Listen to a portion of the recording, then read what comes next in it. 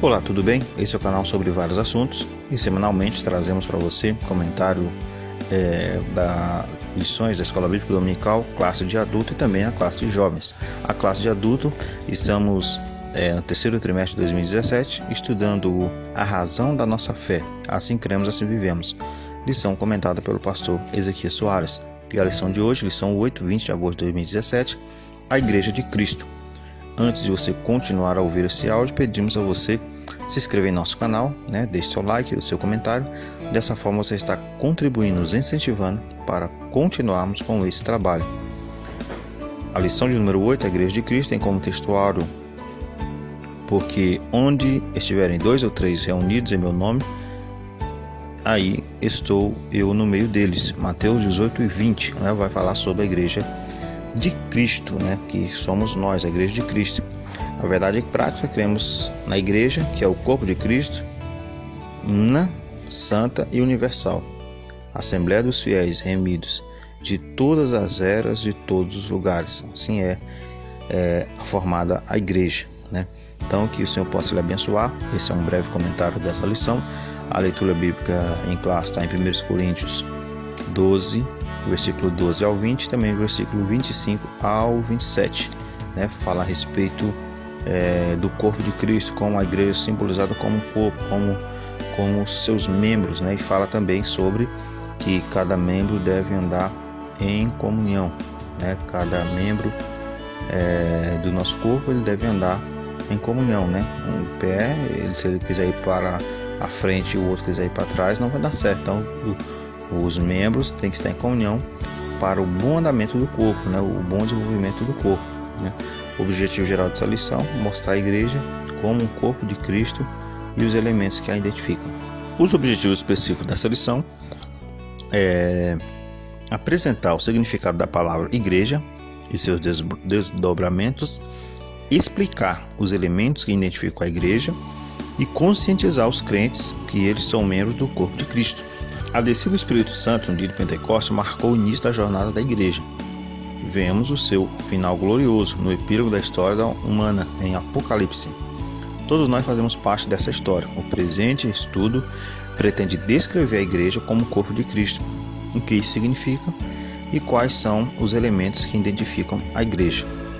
Nós, a Igreja de Cristo, não estamos falando aqui de denominação evangélica, não estamos falando aqui de prédio, da construção, mas sim a igreja formada por aqueles que servem unicamente a Deus, que são verdadeiros adoradores, que servem a Deus em espírito e em verdade.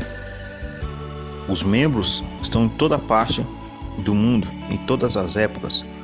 Essas são as pessoas que formam a Igreja de Cristo, aquela que é a noiva que um dia estará se encontrando com o noivo Cristo Jesus. Aguardamos esse momento, vivemos para esse momento. Comunidade dos fiéis. Etimologia. O termo grego para a igreja é eclésia, literalmente chamados para fora, significa chamados para fora, do verbo grego ekaléu, chamar, convocar, que não aparece no Novo Testamento grego e só ocorre 2 vezes na Septuaginta. Vemos também que a Septuaginta emprega o mesmo termo eclésia para traduzir o hebraico kahal, assembleia, multidão humana reunida, em referência à congregação de Israel, Deuteronômio 23, 2, 2 Coríntios 6 e 3.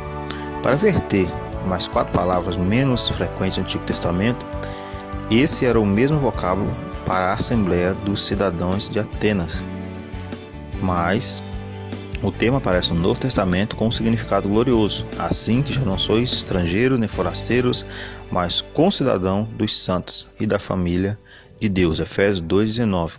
E universal assembleia e igreja dos primogênitos, Hebreus 12, 23.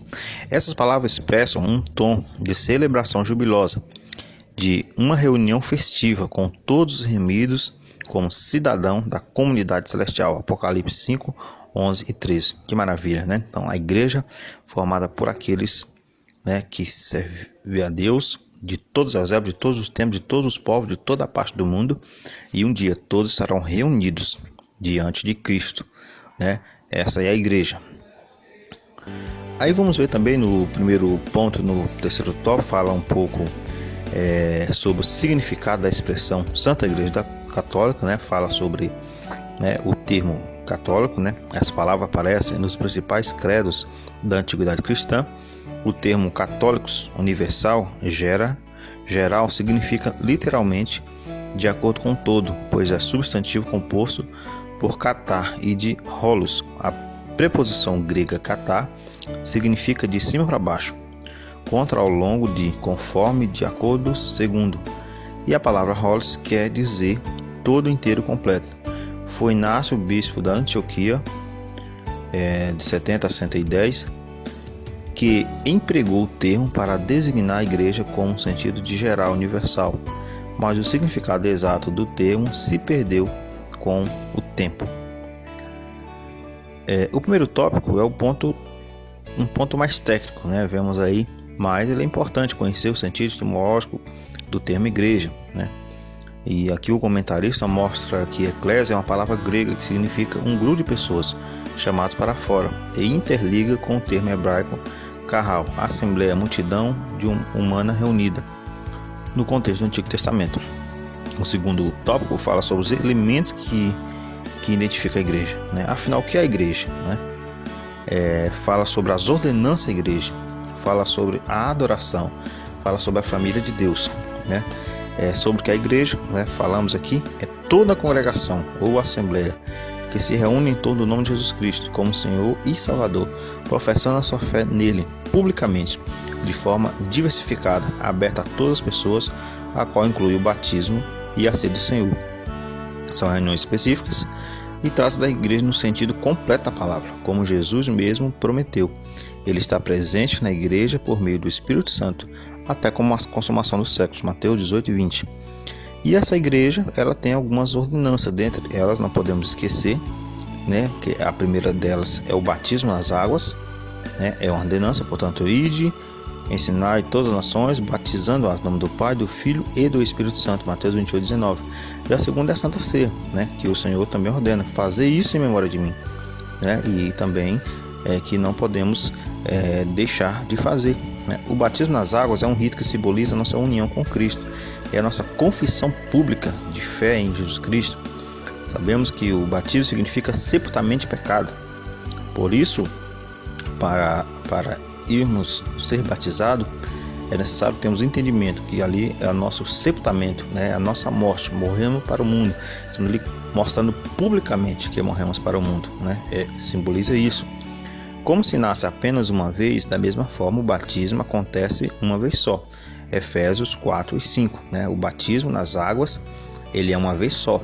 Se você foi batizado nas águas, em nome do Pai, do Filho e do Espírito Santo, e por algum motivo você se afastou dos caminhos do Senhor, e depois você retorna, você não será batizado novamente, porque o batismo é uma vez só. Mas se você foi batizado na igreja católica e você se converte, você vem à igreja evangélica e aí você pode ser batizado ou não? Aí é diferente, porque nós acreditamos no batismo, que o batismo como sepultamento de pecado.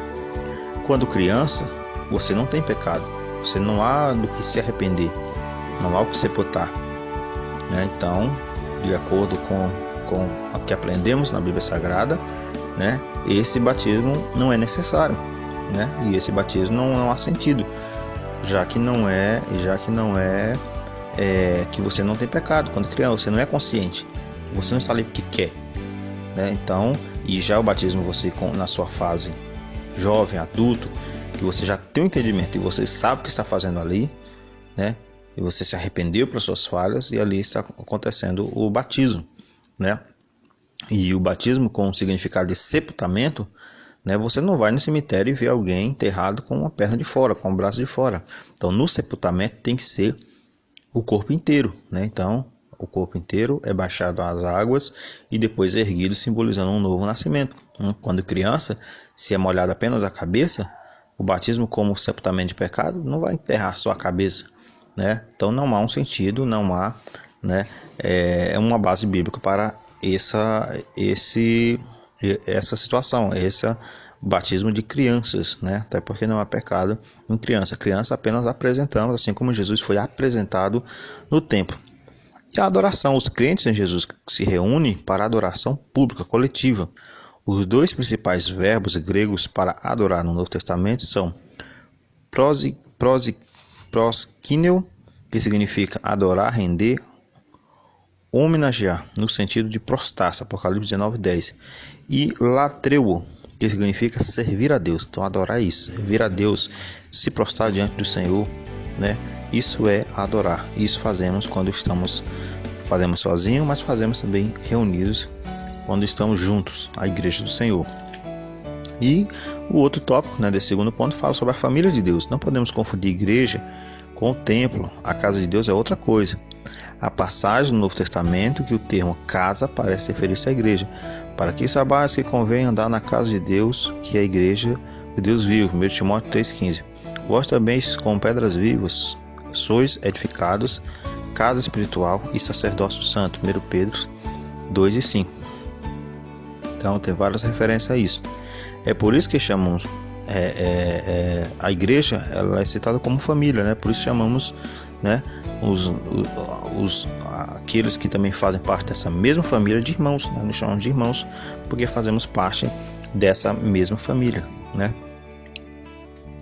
O corpo de Cristo é o terceiro tópico, fala sobre o corpo e seus membros, né? Que fala no textuário a esse respeito, né? Que somos corpo, né? E todos os membros, eles são de super importância.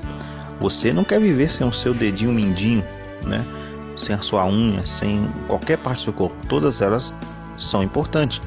Não estamos aqui de alguma forma, esse termo é uma simbologia. Não quer dizer que você é o dedo mindinho, que eu sou o pé, né? Que eu sou mais importante do que você. Não é isso.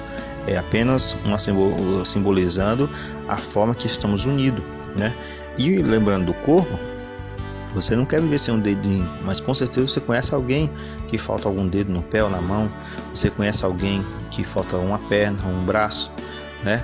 Nós vemos exemplo de pessoas, né, de crianças que nascem, ou pessoas por algum motivo de acidente e que não tem nem os pés, nem os braços, nem as pernas, nem os braços, né? Pessoas que não tem movimento algum em seu corpo, ou tem muito poucos membros no seu corpo, né? Mas você não é conhecido e consegue viver, né, de alguma forma, ou com a ajuda de aparelhos, ou com a ajuda de pessoas. Alguns conseguem viver até mesmo sozinho, mas a pessoa consegue viver, consegue ter a sua vida da sua forma, com as suas limitações, mas consegue viver. Porém, você não conhece ninguém, não conhece nenhum exemplo de uma pessoa que vive sem cabeça. Ou seja, todas as partes do nosso corpo, elas são importantes, né? Precisamos dela, mas podemos, com dificuldade ou não, podemos passar sem ela, sem uma mão, sem um dedo, sem um braço. Agora, sem o cabeça nós não vivemos, a igreja não existe, não vive. Então, o que não pode faltar na igreja é o cabeça, que é Cristo Jesus, não é o homem, né?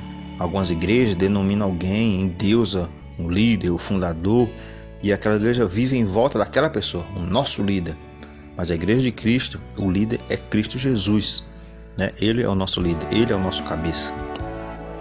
E fala a respeito ainda, mais dois tópicos, vai falar sobre a morada de Deus, né? E vai falar também ainda mais sobre os membros do corpo, né? Que foi isso que eu falei. Diante do exposto, concluímos que Deus estabeleceu a sua morada primeiramente no tabernáculo e depois no templo, ambos consagrados a Ele, e que da mesma forma que o Espírito Santo estabeleceu a sua habitação no corpo cristão individual entre os gentios e judeus, o Senhor Jesus formou um novo povo, 1 Coríntios 10:32, de modo que o gentio deixa de ser gentil quando se converte ao Evangelho de Jesus Cristo, 1 Coríntios 12:2, Efésios 2:11. A missão principal da igreja é adorar a Deus e propagar o Evangelho a todas as nações da terra, Mateus 28:19.